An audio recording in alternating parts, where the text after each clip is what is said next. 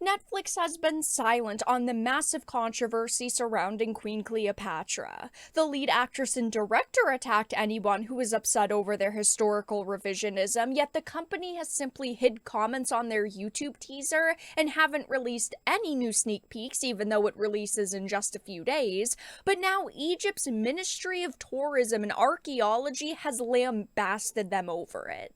I have a few different things to show off, but before we get into the topic, if you enjoy the content that I create, please make sure to subscribe to the channel and hit the notification bell. Follow me on social media like Twitter or mine so that you can see when my content is posted. And of course, if you do really enjoy the videos and the live streams that I create, please consider becoming a Dark Titan via Patreon or a supporter via YouTube memberships. So starting off with this Bounding into Comics article, Egypt's Ministry of Tourism and Archaeology has attacked Netflix's decision to race swap Queen Cleopatra. I, of course, have talked about this in a couple of different videos, but this is absolutely absurd. I can't say that I'm particularly surprised, though, since Netflix has done this a few times. They did it in Bridgerton, but the situation with Bridgerton was a little bit different since it was a dramatized version of history. It wasn't supposed to be a one-to-one accurate retelling of anything. And of course, they did a bunch of race and gender swaps in Vikings Valhalla, so they've done this before, and they don't really care what we have to say about it.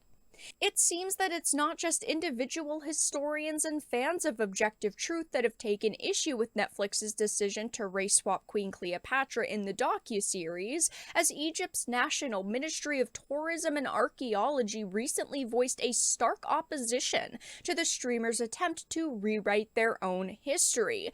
Netflix truly thought that people would just be okay with this, even though it's marketed as fact because it is a docuseries, and it's crazy to me to think that they didn't expect any backlash, or maybe they did and they simply just didn't care. The second entry in her African Queen series, Queen Cleopatra will set out to tell the story of Queen Cleopatra, the world's most famous, powerful, and misunderstood woman, a daring queen whose beauty and romances came to overshadow her real asset, her intellect. And now, yes, when you hear about Queen Cleopatra, you do hear about her beauty and her romances, but when I learned about this figure, I did learn about her intellect, and she is a very interesting historical figure in general, not just because of her beauty or her romances, but of course, Netflix had to find a way to make this series different, so they decided to race swap her and question who she truly was and act like, oh, you don't know the real Cleopatra, even though we do. Unsurprisingly, of course, given its blatant disregard of factual evidence, Netflix's announcement of this series resulted in them receiving a wave of criticism from potential audience members, the entirety of which, especially those complaints leveled by actual Egyptians, have since been condescendingly dismissed by the project's director, who basically said, if you don't like it, don't watch it. But in a statement published to their official Facebook page, the ministry explained that as per the nation's Secretary General of the Supreme Council of Archaeology, the appearance of the hero in this body is a falsification of Egyptian history and a blatant historical misconception. And this post, as you can see, is long. They are really, really upset with what Netflix is doing.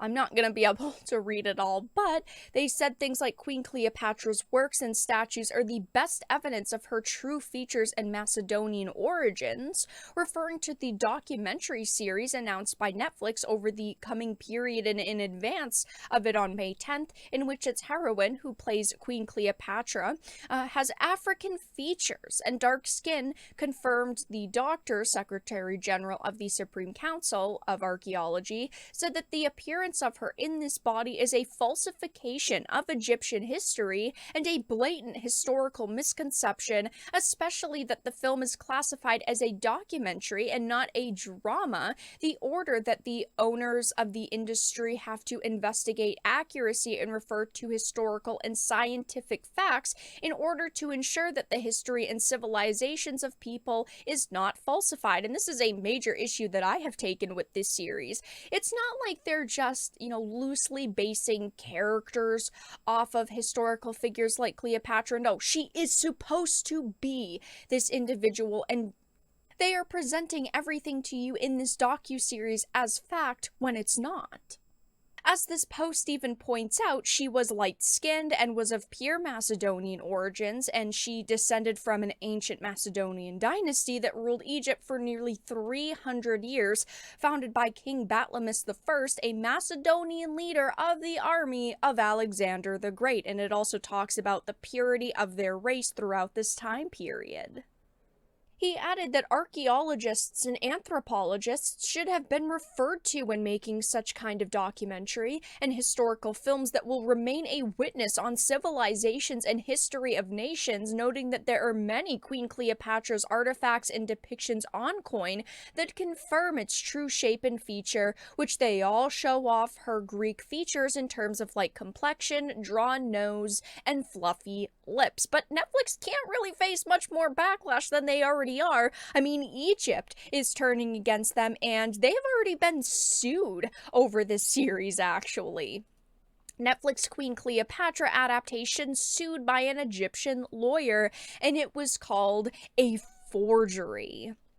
And the Egyptian lawyer officially filed a lawsuit after its recent trailer revealed that the figure would be depicted as black. The series inspired controversy after revealing a trailer for the series on April 12th. In it, she is portrayed by Adele James, a black actress, despite several historians and Egyptian critics pointing out that Cleopatra was likely not black, and they have faced massive backlash over this, and they have hidden the comments on the YouTube trailer, but they've been pretty silent. I mean, this comes out in only a few days, so you'd think that they would be releasing other teasers and trailers. They would be releasing some kind of images on, social media, but they haven't. I think because they know no matter what they do, they're going to get destroyed over this. And when it comes out, I bet that the scores will be extremely low. I mean, look at the BBC Anne Boleyn series they did a couple of years ago with Jodie Turner-Smith. That is sitting at about a 4% on Rotten Tomatoes for the user score.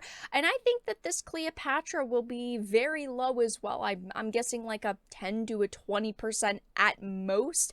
Just looking at the likes to dislikes, though, there aren't a lot of people who have even turned to defend Netflix. 28,000 likes to 359,000 dislikes. And there were, petitions with 100,000 signatures on them, but Change.org decided to remove those petitions, saying that it was hate speech and it violated their terms of service, which of course is even more absurdity to add to the situation.